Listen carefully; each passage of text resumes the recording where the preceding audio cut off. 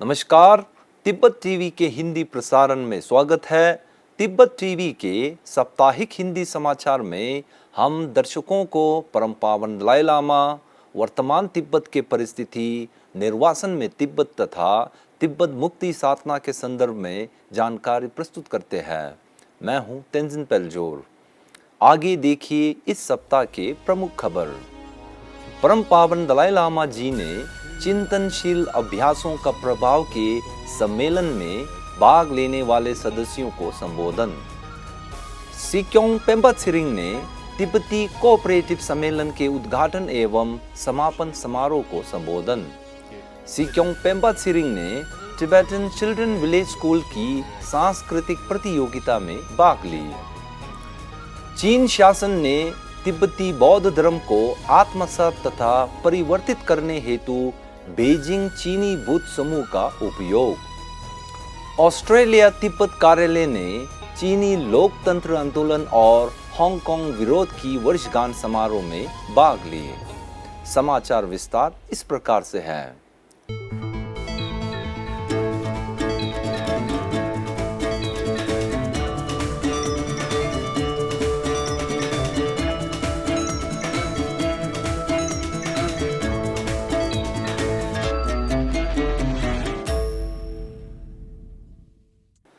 24 मई 2024 को परम पावन दलाई लामा जी ने धर्मशाला स्थित अपने आवास में एमोरी विश्वविद्यालय एवं उनसे संबंधित 200 सदस्यों को चिंतनशील अभ्यासों के प्रभाव की जांच विषय पर आयोजित सम्मेलन में भाग लेने वाले के साथ मुलाकात की। इस अवसर पर एमोरी करुणा केंद्र के कार्यकारी निदेशक गेशे लोब्सांग तेंजिन नेगी ने इस कार्यक्रम के बारे में परिचय दिया था। अपने संबोधन में गेशे तेंजिन ने सभी प्रतिभागियों की ओर से परम पावन दलाई लामा जी के प्रति आभार प्रकट की। सम्मेलन में एमोरी और एमोरी तिब्बत विज्ञान उपक्रम के फैकल्टी, कर्मचारी एवं छात्रों सी लर्निंग अर्थात सामाजिक, नैतिक तथा भावनात्मक शिक्षण कार्यक्रम का अनुसरण कर रहे तिब्बती अध्यापक तथा छात्रों ने भी भाग ली है। अपने उद्बोधन में परम पावन दलाई लामा जी ने कहा कि बौद्ध धर्म के अध्ययन करने से हमें मनोविज्ञान, मन और भावनाओं की कार्य प्रणाली के बारे में बहुत सारी जानकारी मिलती है। जब लोग धर्म के बारे में बात करते हैं तो वे सामान्य तौर पर आस्था के मामले की बात करते हैं, ना कि इसके बारे में कैसे जांच करते हैं। हालांकि नालंदा परंपरा आलोचनात्मक, विश्लेषणात्मक दृष्टिकोण अपनाने पर जोर देती है और इसके विद्वान मन के अध्ययन के मामले में ज्ञानी है। केंद्रीय तिब्बती प्रशासन के गृह विभाग ने 3 दिनों के लिए धर्मशाला स्थित टिबेटन रिसेप्शन सेंटर में तिब्बती कोऑपरेटिव सोसाइटी के संभावनाएं और अंतर्दृष्टि पर चर्चा हेतु तिब्बती कोऑपरेटिव सम्मेलन का आयोजन किया गया था। सम्मेलन के उद्घाटन सत्र को मुख्य अतिथि सिक्योंग पेम्बा त्सिरिंग के साथ कैबिनेट सचिव त्सेगेल ट्रेंगी, गृह सचिव पाल्देन थुंडुप, वित्त सचिव त्सिरिंग थुंडुप, स्वास्थ्य सचिव दावा त्सुल्रिम और तिब्बती कोऑपरेटिव के अध्यक्ष पेमा देलेक ने संबोधित की। सम्मेलन में टिबेटन सेटलमेंट अधिकारियों सहित 15 तिब्बती कोऑपरेटिव सोसाइटी के अध्यक्ष एवं सचिव शामिल हुआ था।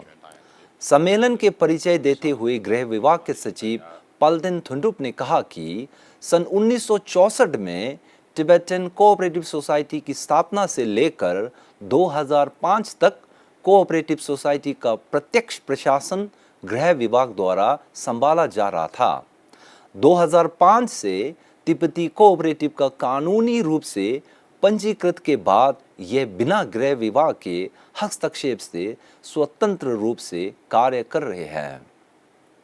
अपने संबोधन में सिक्योंग पेम्बा त्सिरिंग ने कहा कि टिबेटन सेटलमेंट का निरंतर बनाए रखने हेतु सम्मेलन में भाग लेने वाले प्रतिभागियों अपनी सुझाव देकर टिबेटन सेटलमेंट के अंदर युवा पीढ़ी को बस्तियों में बनाए रखने के लिए प्रेरित करे। उन्होंने बस्तियों में नकदी फसलों की खेती बढ़ाने तथा तिब्बती बौद्ध धर्म की समृद्ध परंपरा का उपयोग कर पर्यटन को बढ़ावा देने पर जोर दिया था। इस बुधवार केंद्रीय तिब्बती प्रशासन के सिक्योंग पेम्पा छिरिंग ने टिबेटन चिल्ड्रन विलेज स्कूल में स्कूल के इंटर हाउस तिब्बती ओपेरा प्रतियोगिता में मुख्य अतिथि के रूप में भाग लिया था। इस वर्ष के तिब्बती ओपेरा प्रतियोगिता परम पावन दलाई लामा जी की 89वीं जयंती के सम्मान में समर्पित किया था। अपने संबोधन में सिक्योंग पेम्पा छिरिंग ने तिब्बती ओपेरा प्रतियोगिता के पीछे की उद्देश्यों का सराहना किया था। उन्होंने परम पावन दलाई लामा जी के महान उद्देश्यों के अनुरूप हामो परंपरा सहित तिब्बत की समृद्ध एवं अद्वितीय विरासत की संरक्षण करने पर जोर देने की आग्रह किया। हामो की प्रतियोगिता में स्कूल के सोंगजेन हाउस ने नांगसा वेबुम, ट्रिजोंग हाउस ने सुकीनीमा, थिरेल हाउस ने छोगेल नोरसांग तथा न्याटी हाउस ने ड्रोवा सांगमो प्रस्तुत की थी। इस प्रतियोगिता में न्याटी हाउस को विजेता घोषित किया था।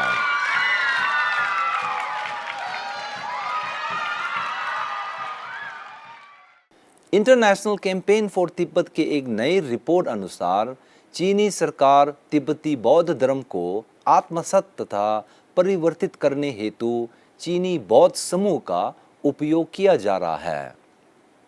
रिपोर्ट के अनुसार चीनी कम्युनिस्ट पार्टी इस चीन बौद्ध समूह को तिब्बती लामाओं के चयन तथा मान्यता देने के प्रक्रिया में विशेष रूप से उपयोग कर रहा है। चीनी बौद्ध समूह के पास एक विशेष तिब्बती बौद्ध धर्म कार्य समिति है जो तिब्बती मठों में चीनी कम्युनिस्ट पार्टी के निर्देशों के कार्यान्वयन की देखरेख करती है। 29 मई 2024 को जारी की गई रिपोर्ट अनुसार BAC अर्थात चीनी बौद्ध समूह चार्टर को उनके राजनीतिक एजेंडा को अधिक प्रमुख बनाने हेतु परिवर्तित किया गया था। 26 मई 2024 को सिडनी यूनाइटिंग चर्च ने 1989 चीनी लोकतंत्र आंदोलन की 35वीं वर्षगांठ तथा 2019 हांगकांग विरोध की 5वीं वर्षगांठ पर एशफील्ड चर्च में एक प्रार्थना सभा का आयोजन किया गया था।